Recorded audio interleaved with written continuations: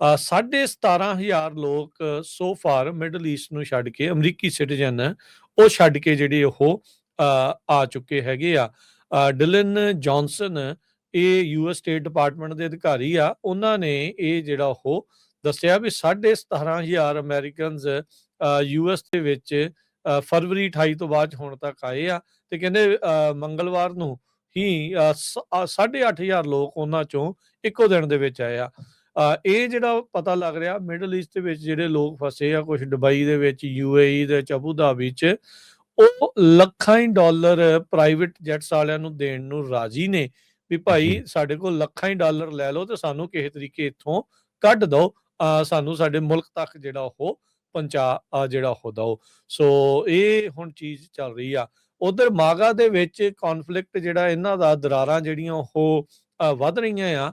Trump ਦਾ base, ਕਿਉਂਕਿ ਰਾਸ਼ਟਰਪਤੀ Trump ਨੇ ਆਪਣੇ ਕੈਂਪੇਨ 'ਚ ਕਿਹਾ I am president of peace, I am candidate of peace, no new wars, no forever wars, ਮੇਰੀ ਪਰਸਨੈਲਿਟੀ ਵਾਰਸ ਦੇ ਉਲਟ ਵਾਲੀ ਆ। ਤੇ ਆਪ ਜਿਹੜੀਆਂ ਆ ਹੁਣ ਜਿਹੜੀ ਇੱਕ ਹਿਸਾਬ ਦੇ ਨਾਲ ਵੱਡੀ ਲੜਾਈ ਜਿਹੜੀ ਉਹ ਛੇੜ ਬੈਠੇ ਹੈਗੇ ਆ। ਸੋ ਇਹਨਾਂ ਦੇ ਆਪਣੇ ਬੇਸ ਦੇ ਵਿੱਚ ਵੀ ਨਿਰਾਸ਼ਾ ਜਿਹੜੀ ਆ ਟਰੰਪ ਹੁਣਾਂ ਦੇ ਇਹਨਾਂ ਐਕਸ਼ਨਸ ਨੂੰ ਲੈ ਕੇ ਹੋ ਰਹੀ ਆ। ਟਰੰਪ ਦਾ ਬੇਸ ਜਿਹੜਾ ਕਿਤੇ ਨਾ ਕਿਤੇ ਬਿਟਰੇਡ ਵੀ ਮਹਿਸੂਸ ਜਿਹੜਾ ਉਹ ਕਰ ਰਿਹਾ ਹੈਗਾ ਆ। ਖਾਸ ਕਰਕੇ ਉਦੋਂ ਜਦੋਂ 6 ਅਮਰੀਕੀ ਆਲਰੇਡੀ ਜਿਹੜੇ ਆ ਉਹ ਅਮਰੀਕਾ ਦੇ ਝੰਡਿਆਂ ਦੇ ਕਫਨ ਦਾ ਵਿੱਚ, ਕੈਸਕਟਸ ਦੇ ਵਿੱਚ ਵਾਪਸ ਜਿਹੜੇ ਉਹ ਆਏ ਆ। ਉਹਨਾਂ ਦੀ ਮੌਤ ਜਿਹੜੀ ਉਹ ਹੋਈ ਹੈਗੀ ਆ।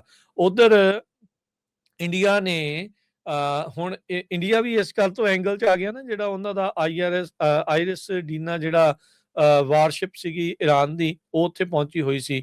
India the ministry of external affair ਨੇ ਉਹਨਾਂ ਕਲੇਮਸ ਨੂੰ ਰਿਜੈਕਟ ਕੀਤਾ ਆ, ਨਾ ਕੀਤੀ ਆ ਵੀ ਉਹਨਾਂ ਨੇ US ਨੇਵੀ ਨੂੰ ਆਪਣੇ ਜਿਹੜੇ ਪੋਰਟਸ ਆ ਉਹ ਵਰਤਣ ਦੇ ਲਈ ਆਗਿਆ ਦਿੱਤੀ ਸੀਗੀ US ਨੇਵੀ ਨੂੰ। ਸੋ ਈਰਾਨ ਦੇ ਉਲਟ ਵਾਰ ਦੇ ਵਿੱਚ ਸੋ ਉਹਨਾਂ ਨੇ ਨਾ ਕਰ ਦਿੱਤੀ ਆ। ਥੋੜੇ ਦਿਨ ਪਹਿਲਾਂ ਇੱਕ ਮੈਟ ਗੇਟਸ ਜਿਹੜੇ ਸਾਬਕਾ ਰਿਪਰੈਜ਼ੈਂਟੇਟਿਵ ਆ, ਉਹ ਇੱਕ ਸਾਬਕਾ ਮੇਜਰ ਦੀ ਇੰਟਰਵਿਊ ਕਰ ਰਹੇ ਸੀ, ਜਿਹਦੇ ਵਿੱਚ ਉਸ ਸਾਬਕਾ ਮੇਜਰ ਨੇ ਇਹ ਦਾਅਵਾ ਕਰ ਦਿੱਤਾ ਸੀਗਾ ਵੀ ਅਮਰੀਕਾ ਦੇ ਜਿਹੜੇ ਆਲੇ ਦੁਆਲੇ ਬੇਸਿਸ ਆ ਉਹਨਾਂ ਨੂੰ ਬਹੁਤ ਜ਼ਿਆਦਾ ਨੁਕਸਾਨ ਪਹੁੰਚਿਆ ਆ, ਜਿਹਦੇ ਕਰਕੇ ਜਿਹੜੇ ਹਾਰਬਰ ਵੀ ਸੀਗੇ, ਜਿਨ੍ਹਾਂ ਬੰਦਰਗਾਹਾਂ ਦੇ ਉੱਤੇ ਇਹਨਾਂ ਦੇ ਨੇਵੀ ਵਾਲੇ ਸੀਗੇ, ਉਹਨਾਂ ਨੂੰ ਵੀ ਨੁਕਸਾਨ ਪਹੁੰਚਿਆ, ਜਿਸ ਕਰਕੇ ਇੰਡੀਆ ਦੀਆਂ ਜਿਹੜੀਆਂ ਪੋਰਟਸ ਆ, ਉਹਨਾਂ ਦੀਆਂ ਬੰਦਰਗਾਹਾਂ ਆ, ਉਹਨਾਂ ਨੂੰ ਅਮਰੀਕਾ ਦੀ ਨੇਵੀ ਦੇ ਦੁਆਰਾ ਵਰਤਿਆ ਜਿਹੜਾ ਜਾ ਰਿਹਾ ਹੈ। ਸੋ ਉਸ ਦੇ ਬਾਬਤ ਇਹਨਾਂ ਨੇ ਇਹ ਜਿਹੜਾ ਉਹ ਦਾਅਵਾ ਰਿਜੈਕਟ ਕੀਤਾ ਇੰਡੀਆ ਦੀ ਐਕਸਟਰਨਲ ਅਫੇਅਰਸ ਨੇ, ਮਿਨਿਸਟਰੀ ਨੇ, ਵੀ ਨਹੀਂ ਅਸੀਂ US ਦੀ ਨੇਵੀ ਨੂੰ ਆਪਣੇ ਜਿਹੜੇ ਪੋਰਟਸ ਆ ਉਹਨਾਂ ਦੀ ਵਰਤੋਂ ਨਹੀਂ ਜਿਹੜੀ ਉਹ ਕਰਨ ਦਿੱਤੀ ਹੈਗੀ। ਜਦ ਕਿ ਆਪਾਂ ਦੇਖਿਆ ਵੀ ਇੰਡੀਅਨ ਓਸ਼ਨ ਦੇ ਵਿੱਚ ਹੀ ਈਰਾਨ ਦਾ ਜਿਹੜਾ ਵਾਰਸ਼ਿਪ ਸੀਗਾ ਆਇਰਿਸ ਡੀਨਾ, ਉਸ ਨੂੰ ਸਬਮਰੀਨ ਦੇ ਨਾਲ ਟੋਰਪੀਡੋ ਕਰਕੇ ਜਿਹੜਾ ਉਹ ਮਾਰ ਦਿੱਤਾ ਗਿਆ ਸੀ, ਡੁਬਾ ਜਿਹੜਾ ਉਹ ਦਿੱਤਾ ਗਿਆ ਸੀ ਸਬਮਰੀਨ ਅਟੈਕ ਤੇ ਜਿਹੜੇ ਉਹ ਨਾਲ।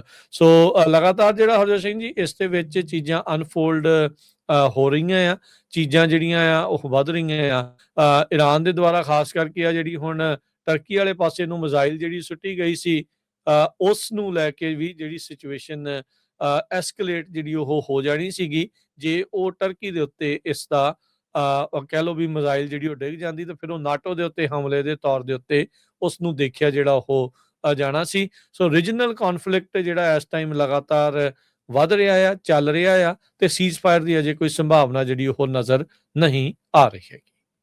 ਜੀ